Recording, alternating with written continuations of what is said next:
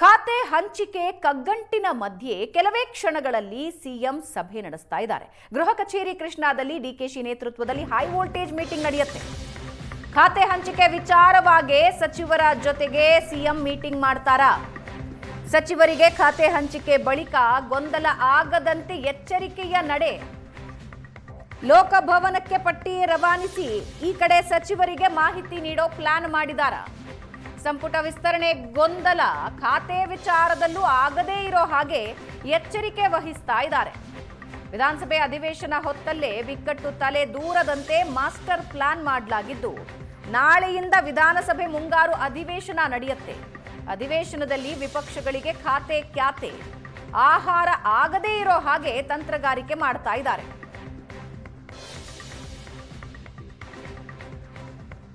ಸಂಪುಟ ವಿಸ್ತರಣೆ ಗೊಂದಲದ ಗೂಡಾಗಿತ್ತು. ಹಲವು ಶಾಸಕರು ಮೊದಲಿಗೆ ಅಸಮಾಧಾನಿತರಾಗಿ ರಾಜೀನಾಮೆ ಕೊಡ್ತೀವಿ ಅಂದ್ರು, ನಂತರ ಮನವೊಲಿಸಿದ್ರು. ಈಗಲೂ ಕೂಡ ಖಾತೆ ಅದಲು ಬದಲಾಗುತ್ತೆ ಅಂತ ಹೇಳಲಾಗ್ತಾ ಇದೆ. ಇದೆಲ್ಲದರ ನಡುವೆ ಖಾತೆ ಹಂಚಿಕೆ ಆಗಬೇಕು. ಸಚಿವ ಸ್ಥಾನ ಅದಲು ಬದಲು ಅನ್ನೋದರ ನಡುವೆ ಖಾತೆ ಹಂಚಿಕೆಯಾಗಬೇಕು. ಅಧಿವೇಶನ ಶುರು ಆಗ್ತಾ ಇದೆ. ಸದನದಲ್ಲಿ ಉತ್ತರ ಕೊಡೋದಕ್ಕಾದ್ರೂ ಖಾತೆ ಹಂಚಿಕೆ ಆಗಬೇಕಾಗಿದೆ. ಜೊತೆಗೆ ವಿಪಕ್ಷಗಳಿಗೆ ಇದೇ ಒಂದು ಬ್ರಹ್ಮಾಸ್ತ್ರ ಆಗಬಾರದು. ಹಾಗಾಗಿ ಹೈ ವೋಲ್ಟೇಜ್ ಮೀಟಿಂಗ್ ನಡೆಸ್ತಾ ಇದ್ದಾರೆ.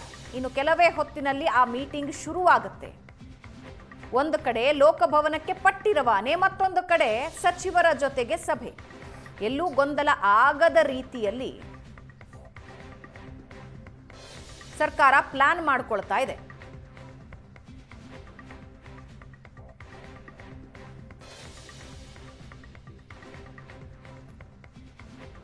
ಅಧಿವೇಶನಕ್ಕೆ ಮುಂಚೆ ಇರುವ ಗೊಂದಲಗಳಿಗೆ ತೆರೆ ಎಳೆಯೋದಕ್ಕೆ ಕ್ರಮ ಕೈಗೊಳ್ಳುತ್ತಾ ಇದ್ದಾರೆ. ಅಧಿವೇಶನಕ್ಕೆ 20 ಗಂಟೆ ಅಷ್ಟೇ ಬಾಕಿ ಇದೆ. ಕೆಲವೇ ಕ್ಷಣಗಳಲ್ಲಿ ಅಧಿಕೃತ ಖಾತೆ ಹಂಚಿಕೆ ಆಗತ್ತೆ. 19 ಸಚಿವರ ಪೈಕಿ 14 ಖಾತೆಗಳ ಹಂಚಿಕೆ ಮಾಡಿದ್ದಾರೆ ಸಿಎಂ ಡಿಕೆ ಶಿವಕುಮಾರ್. ಪ್ರಮಾಣ ವಚನ ಸ್ವೀಕಾರ ಆಗಿ 10 ದಿನ ಕಳೆದರೂ ಖಾತೆ ಕಗ್ಗಂಟು ಮುಂದುವರೆದಿತ್ತು. ಆಗಸ್ಟ್ 3ನೇ ತಾರೀಕು ಪ್ರಮಾಣ ವಚನ ಸ್ವೀಕರಿಸಿ ಯಾರಿಗೂ ಖಾತೆ ಹಂಚಿಕೆ ಆಗಿರಲಿಲ್ಲ. ಅವತ್ತು ಪ್ರಮಾಣ ವಚನ ಸ್ವೀಕರಿಸಿದ 14 ಸಚಿವರಿಗೆ ಖಾತೆ ಹಂಚಿಕೆ, 5 ಸಚಿವರಿಗೆ ಇನ್ನೂ ಖಾತೆ ಹಂಚಿಕೆ ಫೈನಲ್ಲೇ ಆಗಿಲ್ಲ. ಫೈನಲ್ ಆಗಬೇಕಾಗಿದೆ. ಹೈಕಮಾಂಡ್ ಒಪ್ಪಿಗೆ ನೀಡಿರೋ 14 ಖಾತೆಗಳ ಹಂಚಿಕೆ ಮಾಡಿದ್ದಾರೆ ಡಿಕೆಶಿ. ಖಾತೆ ಹಂಚಿಕೆ ಮಾಹಿತಿ ಬಹಿರಂಗ ಆದರೂ ಲೋಕಭವನ ಇನ್ನೂ ಪಟ್ಟಿ ತಲುಪಿಲ್ಲ. ಪ್ರಬಲ ಖಾತೆಗಳೇ ಬೇಕು ಅಂತ ಪಟ್ಟು ಹಿಡಿದಿರೋ ಹಲವು ಸಚಿವರು ಪ್ರಬಲ ಖಾತೆಗಳಿಗೆ ಪಟ್ಟು ಹಿಡಿದ ಕಾರಣಕ್ಕೆ ವಿಳಂಬವಾಗ್ತಾ ಇದೆಯಾ ಅಧಿಕೃತ ಪಟ್ಟಿ? ಇನ್ನು ಲೋಕಭವನಕ್ಕೆ ಪಟ್ಟಿ ಹೋಗಿಲ್ಲ. ಈ ಬಗ್ಗೆ ಇನ್ನಷ್ಟು ಡೀಟೇಲ್ಸ್ ನೀಡ್ತಾರೆ ನಮ್ಮ ಪ್ರತಿನಿಧಿ ವಿದ್ಯಾ. ಲೈವ್ ನಲ್ಲಿ ಜಾಯ್ನ್ ಆಗ್ತಾ ಇದ್ದಾರೆ. ವಿದ್ಯಾ, ಹೈ ವೋಲ್ಟೇಜ್ ಮೀಟಿಂಗ್ ಈಗ ನಡೆಯೋದಿದೆ, ಆದರೆ ಲೋಕಭವನಕ್ಕೆ ಇನ್ನೂ ಪಟ್ಟಿ ತಲುಪಿಲ್ಲ. ಗೊಂದಲಗಳಿಗೆ ತೆರೆ ಎಳೆಯೋದಕ್ಕೆ ಕೆಲವೇ ಗಂಟೆಗಳಿದೆ. ಅಧಿವೇಶನ ಶುರು ಆಗ್ತಾ ಇದೆ. ಸೊ ಯಾವ ರೀತಿ ಪ್ಲಾನಿಂಗ್ ಮಾಡ್ಕೊಂಡಿದ್ದಾರೆ ಡಿಕೆಶಿ? ಏನಾಗ್ತಾ ಇದೆ ಅಲ್ಲಿ?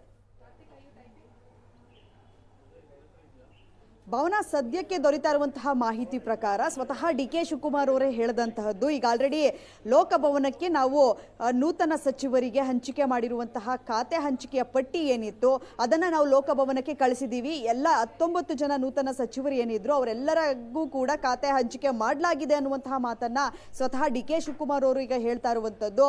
ಸದ್ಯಕ್ಕೆ ಈಗ ಹೈ ವೋಲ್ಟೇಜ್ ಮೀಟಿಂಗ್ ನಡೆಯಲಿದೆ. ಈಗ ಆಲ್ರೆಡಿ ಡಿಕೆ ಶಿವಕುಮಾರ್ ಅವರು ಕೂಡ ತಮ್ಮ ನಿವಾಸದಿಂದ ಕೃಷ್ಣಾಗೆ ಹೋಗಿರುವಂತದ್ದು. ಈಗ ಆಲ್ರೆಡಿ ನೂತನ ಸಚಿವರು ಅದರ ಜೊತೆಗೆ ಹಿರಿಯ ನಾಗರಿಕರು ಯಾವ ರೀತಿಯಾಗಿ ಅಧಿವೇಶನಕ್ಕೆ ತಯಾರಿಯನ್ನ ಮಾಡ್ಕೊಳ್ಬೇಕು ಅನ್ನುವಂತಹ ದೃಷ್ಟಿಯಿಂದಾಗಿ ಈಗ ಆಲ್ರೆಡಿ ಸಭೆಯನ್ನ ನಡೆಸೋದಕ್ಕೆ ಮುಂದಾಗಿರುವಂತದ್ದು. ಸಿಎಂ ಡಿಕೆ ಶಿವಕುಮಾರ್ ಅವರು ಕೂಡ ಯಾವ ರೀತಿಯಾಗಿ ವಿಪಕ್ಷಗಳಿಗೆ ನಾವು ಅವರ ಪ್ರಶ್ನೆಗಳಿಗೆ ಉತ್ತರವನ್ನ ಕೊಡಬೇಕು ಅನ್ನುವಂತಹ ನಿಟ್ಟಿನಲ್ಲಿ ಇವತ್ತು ಮಾತುಕತೆಯನ್ನ ನಡೆಸ್ತಾರೆ.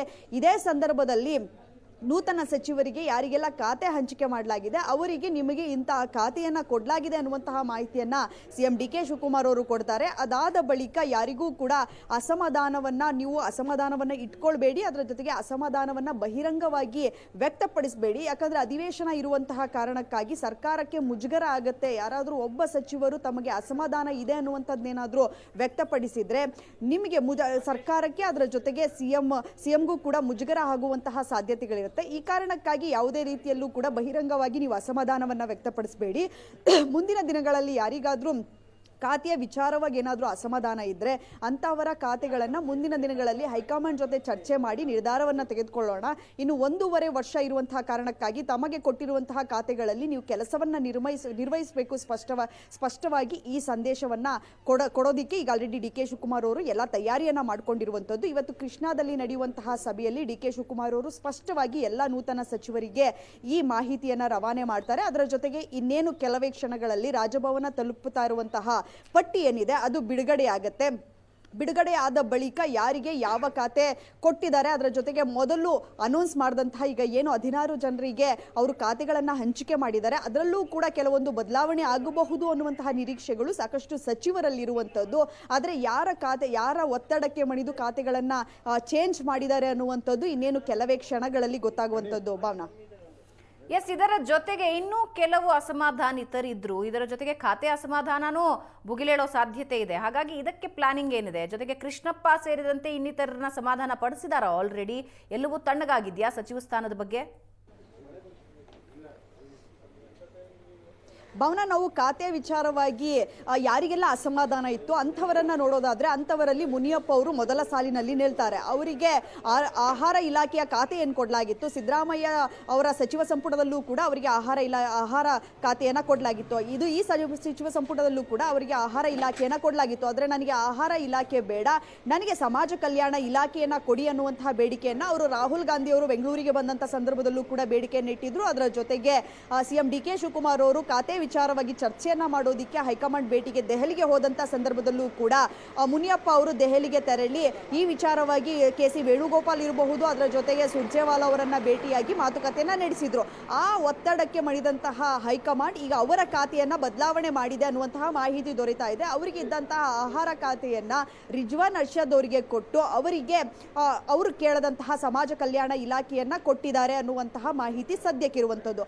ಅದರ ಜೊತೆಗೆ ಇನ್ನೊಂದು, ಈಗ ಕೃಷ್ಣಪ್ಪ ಅವರು ಏನಿದ್ದಾರೆ, ಕೃಷ್ಣಪ್ಪ ಅವರು ಸಚಿವ ಸಂಪುಟದಲ್ಲಿ ಸೇರ್ಲೇಬೇಕು ನಾನು ಅನ್ನುವಂತಹ ಒತ್ತಡವನ್ನ ಹಾಕ್ತಾ ಇದ್ರು. ಆದ್ರೆ ಅಧಿವೇಶನ ಇರುವಂತಹ ಕಾರಣಕ್ಕಾಗಿ ಈ ಸಂದರ್ಭದಲ್ಲಿ ಏನಾದ್ರೂ ಅವರನ್ನ ಒಬ್ಬ ಸಚಿವರನ್ನ ಕೈ ಬಿಟ್ಟು ಮತ್ತೊಬ್ಬ ಶಾಸಕರನ್ನ ಸಚಿವರಾಗಿ ಮಾಡಿದ್ರೆ ಅದು ಸರ್ಕಾರಕ್ಕೆ ಮತ್ತು ಸಿಎಂ ಡಿ ಕೆ ಶಿವಕುಮಾರ್ ಅವರಿಗೆ ಮುಜುಗರ ಆಗತ್ತೆ ಖಂಡಿತವಾಗ್ಲೂ ಕೂಡ. ಈಗ ಆಲ್ರೆಡಿ ವಿಪಕ್ಷಗಳು ನಾಗೇಂದ್ರ ಅವರನ್ನ ಸಚಿವ ಸಂಪುಟದಲ್ಲಿ ಸೇರ್ಪಡೆ ಮಾಡಿಕೊಂಡಿದ್ದಕ್ಕೆ ಸಾಕಷ್ಟು ವಿರೋಧವನ್ನ ವ್ಯಕ್ತಪಡಿಸ್ತಾ ಇದ್ದಾರೆ.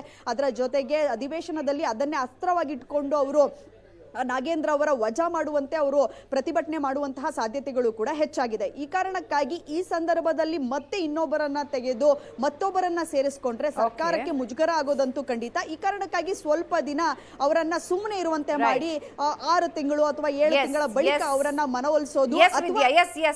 Thank you. ಸಿಎಂ ರಾಜಕೀಯ ಕಾರ್ಯದರ್ಶಿಯಾಗಿ ಎಎಸ್ ಪೊನ್ನಣ್ಣ ನೇಮಕ, ಉಪಸಭಾಧ್ಯಕ್ಷ ಸ್ಥಾನದ ಬದಲು ಸಿಎಂ ರಾಜಕೀಯ ಕಾರ್ಯದರ್ಶಿ, ಉಪಾಧ್ಯಕ್ಷ ಸ್ಥಾನಕ್ಕೆ ಬೇರೊಬ್ಬರನ್ನ ನೇಮಕ ಮಾಡೋ ಸಾಧ್ಯತೆ ಇದೆ. ಉಪಸಭಾಧ್ಯಕ್ಷ ಸ್ಥಾನಕ್ಕೆ ಪೊನ್ನಣ್ಣ ಹೆಸರು ಕಳಿಸಿತ್ತು ಹೈಕಮಾಂಡ್. ಈಗ ಸಿಎಂ ರಾಜಕೀಯ ಕಾರ್ಯದರ್ಶಿಯಾಗಿ ಪೊನ್ನಣ್ಣ ನೇಮಕ ಆಗಿದ್ದಾರೆ. ಸಿದ್ದರಾಮಯ್ಯ ಸಿಎಂ ಆಗಿದ್ದಾಗಲೂ ಕೂಡ ಕಾನೂನು ಸಲಹೆಗಾರರಾಗಿ ಪೊನ್ನಣ್ಣ ಇದ್ರು ಸಿಎಂಗೆ. ಈಗ ರಾಜಕೀಯ ಕಾರ್ಯದರ್ಶಿ ಸಚಿವ ಸ್ಥಾನದ ಮೇಲೆ ಕಣ್ಣಿಟ್ಟಿದ್ರು, ನಿರೀಕ್ಷೆ ಇಟ್ಕೊಂಡಿದ್ರು ಎಸ್ ಪೊನ್ನಣ್ಣ. ಡೆಪ್ಯೂಟಿ ಸ್ಪೀಕರ್ ಸ್ಥಾನ ನೀಡಿದ್ದಕ್ಕೆ ಬೇಜಾರು ಮಾಡಿಕೊಂಡಿದ್ರು. ಡೆಪ್ಯೂಟಿ ಸ್ಪೀಕರ್ ಬದಲಿಗೆ ರಾಜಕೀಯ ಕಾರ್ಯದರ್ಶಿಯ ಹುದ್ದೆನ ಸಿಎಂ ನೀಡಿದ್ದಾರೆ.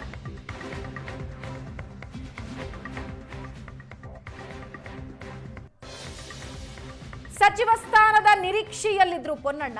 ಆದ್ರೆ ಉಪಸಭಾಧ್ಯಕ್ಷ ಸ್ಥಾನನ ಹೈಕಮಾಂಡ್ ಕೊಟ್ಟಿತ್ತು, ಅದಕ್ಕೆ ಬೇಸರ ವ್ಯಕ್ತಪಡಿಸಿದ್ರು. ಅದಾದ ಮೇಲೆ ಈಗ ಸಿಎಂ ರಾಜಕೀಯ ಕಾರ್ಯದರ್ಶಿಯಾಗಿ ನೇಮಕ ಮಾಡಿದ್ದಾರೆ. ಸಿಎಂ ರಾಜಕೀಯ ಕಾರ್ಯದರ್ಶಿಯಾಗಿ ಪೊನ್ನಣ್ಣ ಅವರನ್ನ ಆಯ್ಕೆ ಮಾಡಲಾಗಿದೆ.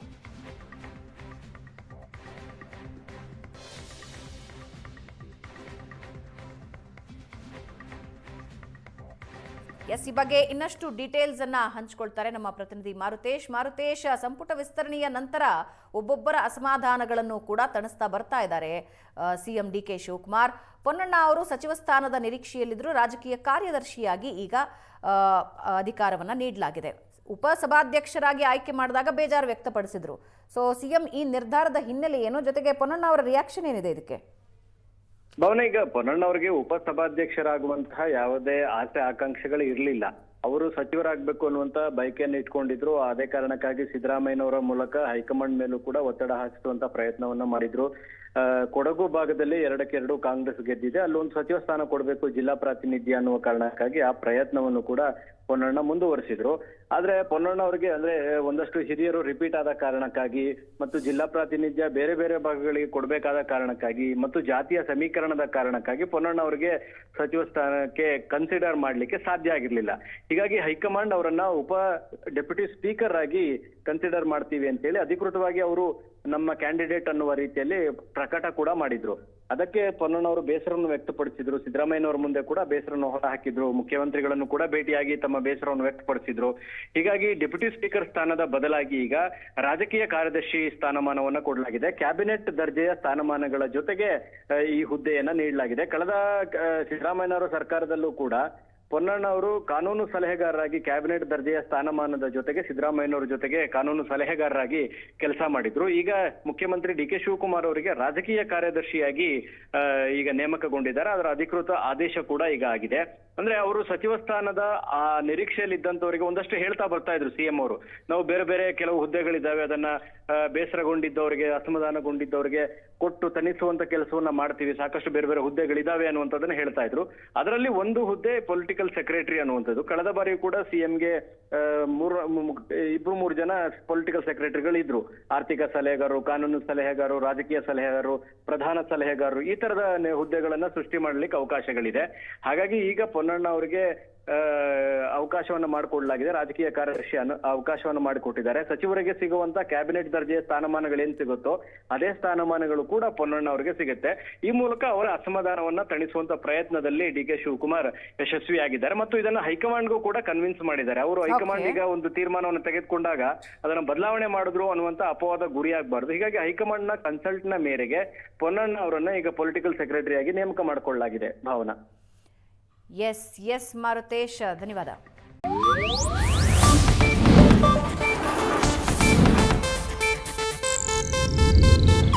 ಇದು ಏಷ್ಯಾನೆಟ್ ನ್ಯೂಸ್ ನೆಟ್ವರ್ಕ್ ಪ್ರಸ್ತುತಿ.